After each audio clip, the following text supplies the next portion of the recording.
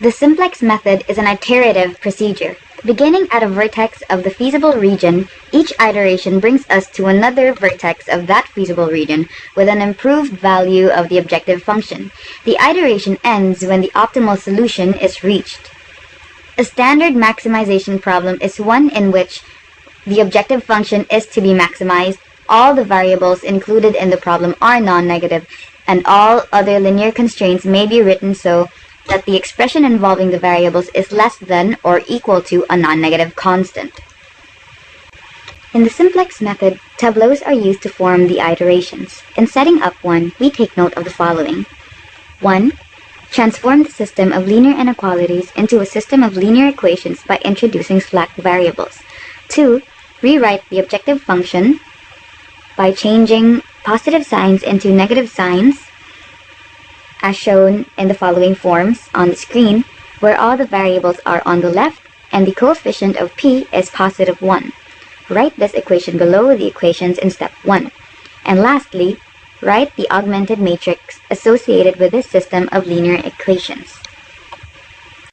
To apply this, we have the following production problem.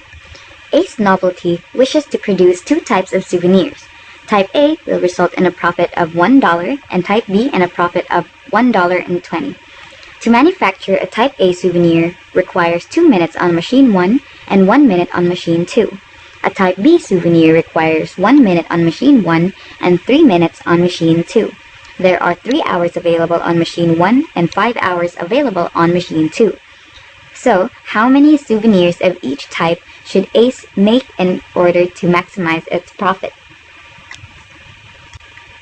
To formulate the objective function and its constraints, we have this table, and we let x be the number of type A souvenirs and y the number of type B souvenirs to be made. In the first row, we have the profit over unit for type A and type B. We let p be profit, and to maximize the problem or the profit, we have p equals x plus 1.2 y. For our first constraint, we know that type A souvenirs spend 2 minutes in machine 1 and type B souvenirs spend 1 minute, giving us 2x plus y. The time available is limited to 180 minutes, so we use the inequality less than or equal to, giving us the following constraint: 2x plus y is less than or equal to 180.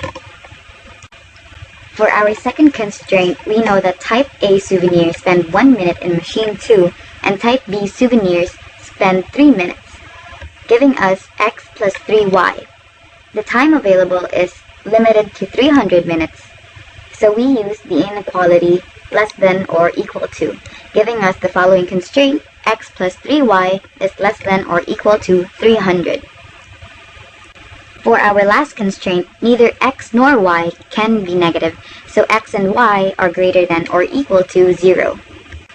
To summarize, we have the objective function p equals x plus 1.2y subject to 2x plus y is less than or equal to 180, x plus 3y is less than or equal to 300, and x and y are greater than or equal to 0.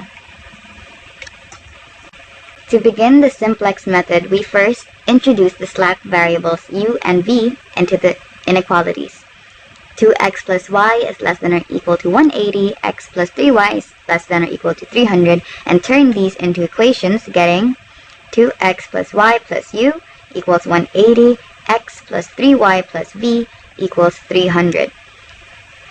Next, we have the following objective function in the form negative x minus 6 over 5y plus p equals 0. We use the restated objective function and constraints to put into our first tableau. As you can see, the values in the initial tableau are the same values taken from the objective function and the constraints.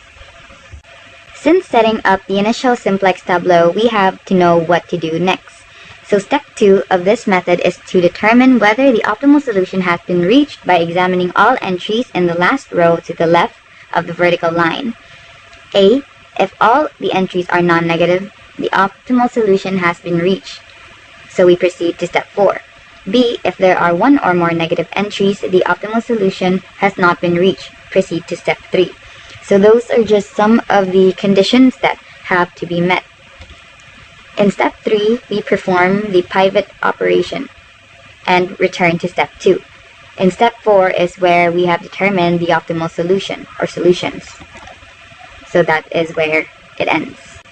We've already performed step 1 and have obtained the initial simplex tableau, so we proceed to the next steps.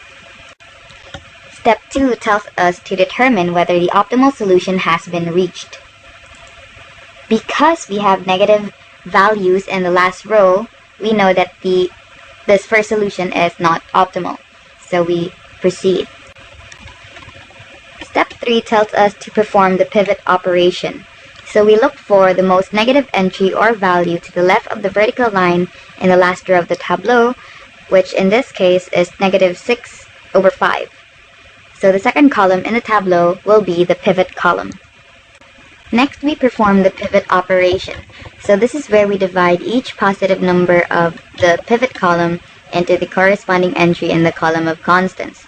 So for example, we have 180 divided by 1 in column 2, which gives us 180, and 300 divided by 3 in row 2, which gives us 100, and we compare both ratios and the given values, and we can note that the second row with a value of 100 is less than the first, which is 180, so row 2 will be the pivot row. Now we can see that the pivot row and the pivot column intersects with the entry 3 in the intersected point. So this value of 3 will be the pivot element. We can convert that pivot element into a 1 or single value by multiplying the entire row with 1/3. We are now given the new row values. Next, we use elementary row operations to convert the pivot column into a unit column. So for row 1, we subtract row 2 from row 1, and for row 2, we add row 3 with 6/5 multiplied with row 2. Using those formulas, we have calculated the following values.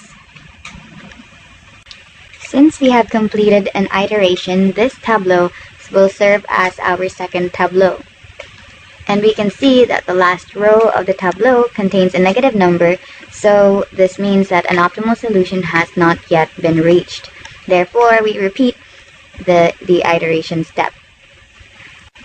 We perform the pivot operation again by looking for the most negative entry to the left of the vertical line in the last row, which is negative 3/5. So the first column in the tableau is now the pivot column. Again, we will divide each positive number of the pivot column into the corresponding entry in the column of constants and compare the ratios that we have obtained. So 80 will be divided by 5/3, which will give us 48, and 100 will be divided by 1/3, which will give us 300, and the lowest of the two is the first row, so row 1 will be the pivot row for this iteration. So we can observe that the value 5/3 is intersected by the pivot row and the pivot column, so 5/3 will be our pivot element. So we can change 5/3 to a value of 1 by multiplying that entire row, which is row 1, by 3/5. And by multiplying that row, we have now the corresponding values for row 1. In this step, we use elementary row operations to convert the pivot column into a unit column. So again, we have the following formulas. For row 1, we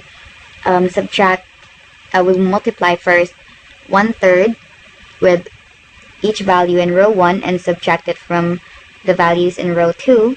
And for row 2, we multiply row 1 by 3 over 5 and add it to row 3, which gives us the following new values for the tableau. As we can see in the last row of this tableau, we have no negative numbers. So this means that an optimal solution has been reached. Lastly, we locate the basic variables in the final tableau. So in this case, the basic variables are x, y, and p. So to find the optimal solution for x, we have 48, y is equal to 84, and for p is 148.8. This means that by producing 48 type A souvenirs and 84 type B souvenirs, the firm will maximize its profits at $148.80. Next example. The Cannon Hill Furniture Company produces tables and chairs. Each table takes 4 hours of labor from the carpentry department and 2 hours of labor from the finishing department. Each chair requires 3 hours of carpentry and 1 hour of finishing. During the current week, 240 hours of carpentry time are available and 100 hours of finishing time. Each table produced gives a profit of $70 and each chair a profit of $50. How many chairs and tables should be made? From example number 1, all information are shown below.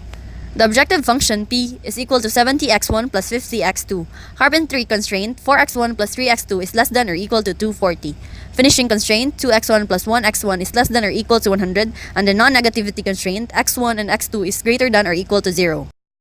The first step of the simplex method requires that each inequality be converted into an equation. Less than or equal to inequalities are converted to equations by including slack variables. Suppose S1 carpentry hours and S2 finishing hours remain unused in a week. The constraints become 4x1 plus 3x2 plus S1 is equal to 240, and 2x1 plus x2 plus S2 is equal to 100, or 4x1 plus 3x2 plus S1 plus 0s2 is equal to 240, and 2x1 plus x2 plus 0s1 plus s2 is equal to 100. As unused hours result in no profit, the slack variables can be included in the objective function with 0 coefficients. P is equal to 70x1 plus 50x2 plus 0s1 plus 0s2. P minus 70x1 minus 50x2 minus 0s1 minus 0s2 is equal to 0. Next. The problem can now be considered as solving a system of 3 linear equations involving the 5 variables x1, x2, s1, s2, and p in such a way that p has the maximum value. 4x1 plus 3x2 plus s1 plus 0s2 is equal to 240. 2x1 plus x2 plus 0s1 plus s2 is equal to 100. P minus 70x1 minus 50x2 minus 0s1 minus 0s2 is equal to 0. Now, the system of linear equations can be written in matrix form or as a 3 by 6 augmented matrix. The initial tableau is shown below. The tableau represents the initial solution. x1 equals 0, x2 equals 0, s1 is equal to 240, s2 equal 100, and p is 0. The slack variables s1 and s2 form the initial solution mix. The initial solution assumes that all available hours are unused, such as the slack variables take the largest possible values. Variables in the solution mix are called basic variables. Each basic variable has a column consisting of all zeros except for a single one. All variables not in the solution mix take the value 0. The simplex process, a basic variable in the solution mix is replaced by another variable previously not in the solution mix. The value of the replaced variable is set to 0. Select the pivot column or determine which variable to enter into the solution mix. Choose the column with the most negative element in the objective function row. x1 should enter into the solution mix because each unit of x1 contributes a profit of $70 compared with only $50 for each unit of x2. Since there aren't any positive elements in the pivot column above the dashed line, we can now go on step 5. Select the pivot row. Determine which variable to replace in the solution mix. Divide the last element in each row by the corresponding element in the pivot column. The pivot row is the row with the smallest non-negative result. S2 should be replaced by x1 in the solution mix. 60 tables can be made with 240 unused carpentry hours, but only 50 tables can be made with 100 finishing hours. Therefore, we decide to make 50 tables. Now, calculate new values for the pivot row. Divide each number in a row by the pivot number. Use row operations to make all numbers in the pivot column equal to 0 except for the pivot number which remains as 1. So if 50 tables are made, then the unused carpentry hours are reduced by 200 hours, 4 hours per table multiplied by 50 tables. The value changes from 240 hours to 40 hours. Making 50 tables results in the profit being increased by $3,500. The value changes from $0 to $3,500. In this case, x1 is equal to 50, x2 is 0, s1 is equal to 40, s2 is equal to 0, and p is equal to 3,500. Now repeat the steps until there are no negative numbers in the last row.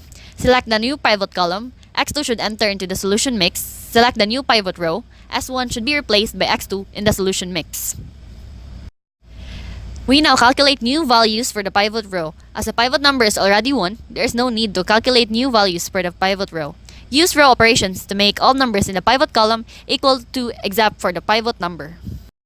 If 40 chairs are made, then the number of tables are reduced by 20 tables. The value changes from 50 tables to 30 tables. The replacement of 20 tables by 40 chairs result in the profit being increased by $600. The value changes from $3,500 to $4,100. As the last row contains no negative numbers, this solution gives the maximum value of P. As a result, this simplex tableau represents the optimal solution to the LP problem and is interpreted as x1 is equal to 30, x2 is equal to 40, s1 is 0, s2 is 0, and profit of P is equal to $4,100. The optimal solution, or the maximum profit to be made for the company, is to make 30 tables and 40 chairs for a profit of $4,100.